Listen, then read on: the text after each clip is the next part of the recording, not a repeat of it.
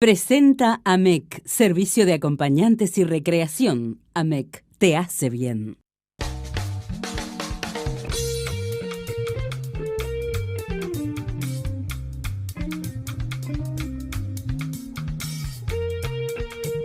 Hola, bienvenidos a Tiempo Activo. Hoy vamos a analizar la relación del sistema de salud y los adultos mayores, un tema que seguramente algunos lo habrán padecido, otros lo habrán disfrutado y bueno, para eso, para ver las distintas caras de esta relación, es que estamos recibiendo a Fernando Bota, quien es presidente de la Sociedad Uruguaya de Gerontología y Geriatría.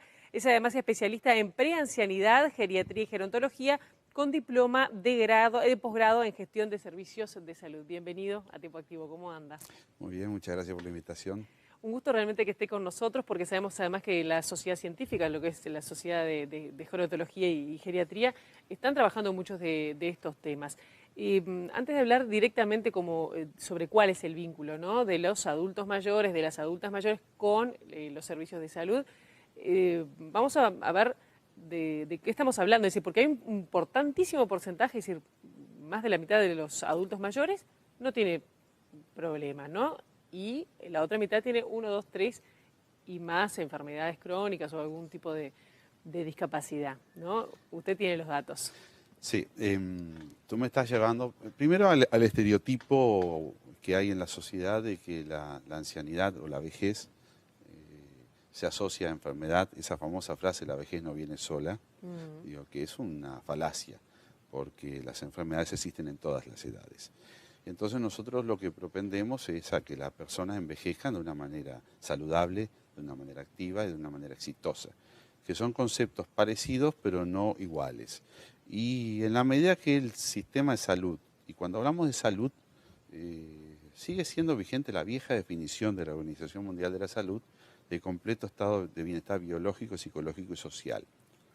Pero que a eso se le agregan todas las condicionantes que llevan sobre la salud, que son las condiciones de vida, las condiciones del medio ambiente, la educación, la actividad física, sí, son múltiples, no vamos a entrar en eso. Sobre cómo influye eso sobre el envejecimiento normal, se podrá ver un envejecimiento normal, saludable, exitoso o patológico. Es decir, cuando hablamos patológico hablamos de la enfermedad. Y en ese sentido, el envejecimiento normal es una etapa de la vida, es un proceso normal que comienza desde el mismo momento de la concepción y todo desde el mismo momento que somos concebidos por nuestros padres ya empezamos el proceso de envejecimiento y termina naturalmente con la muerte. El envejecimiento de por sí solo podríamos decir que lo único que afecta es la reserva fisiológica, es decir, nosotros tenemos capacidades de sobra, digamos. A veces las usamos, a veces no las usamos. Pero en la medida que vamos envejeciendo, esas capacidades de sobra se van disminuyendo hasta que llega un momento en el cual esa capacidad de sobra quedó en el límite. Entonces, eso sería un envejecimiento normal. ¿Qué son esas capacidades de sobra?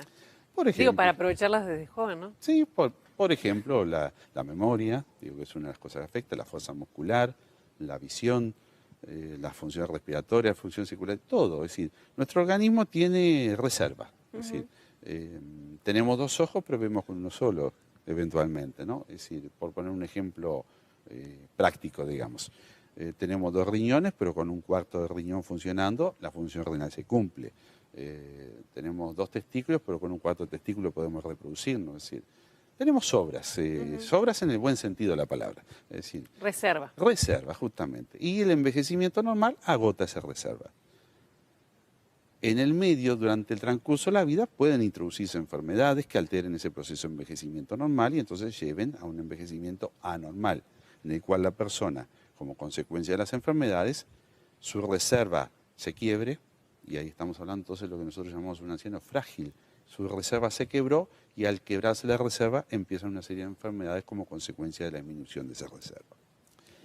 La mayoría de los ancianos, como tú decías, son sanos, son saludables y por suerte son sanos y saludables. Solo una pequeña fracción de los ancianos son los que tienen enfermedades o los que tienen el riesgo de dependencia, los que son vulnerables.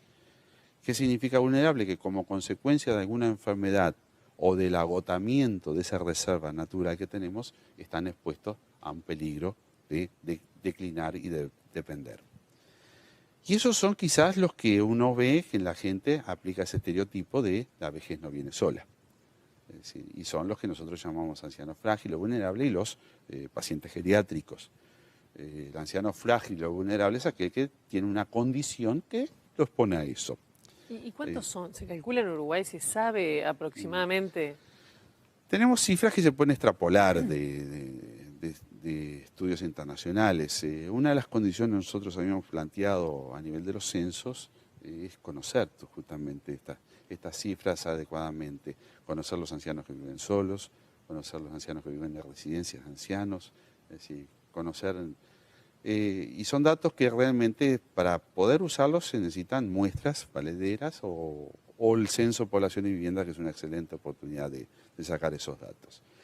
En definitiva, los ancianos vulnerables son el 20% de la población o menos, y los frágiles son el 10%. Así que estamos hablando que el 80%, groseramente, cifras groseras, son ancianos sanos o normales o con una enfermedad no incapacitante. Hace unos años se hizo acá en el Uruguay una encuesta, se hicieron dos encuestas, una hecha por la CEPAL y otra que era internacional, la encuesta SABE, en la cual básicamente salieron esos datos. La mayoría de los ancianos perciben su envejecimiento como normal, la mayoría de los ancianos perciben su envejecimiento como saludable, la mayoría de los ancianos perciben su envejecimiento como que no tienen enfermedades, pero eso empieza a cambiar, a trastocarse a partir de los 80 años.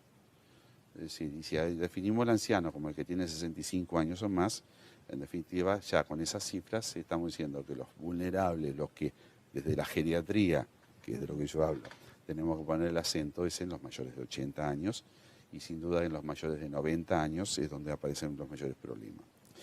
Con un problema agregado, que no estamos acostumbrados a tener tantos ancianos de 90 años.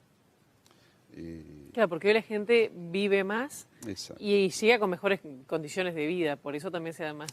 Y además son mujeres, en su mayoría más en esas franjas más altas. Cuando hablábamos de las condiciones de vulnerabilidad que estábamos mencionando antes, tenemos justamente el sexo femenino, la soledad, la viudez, el tener más de 80 años y el tener alguna enfermedad. ¿Por qué las mujeres viven más? Bueno, eso habría que preguntarle a Tata Dios. Pero eso es así, los hombres vivimos menos y las mujeres viven más. Pero las mujeres, por su condición de género, a su vez tienen una condición de vulnerabilidad por el solo hecho de ser mujeres.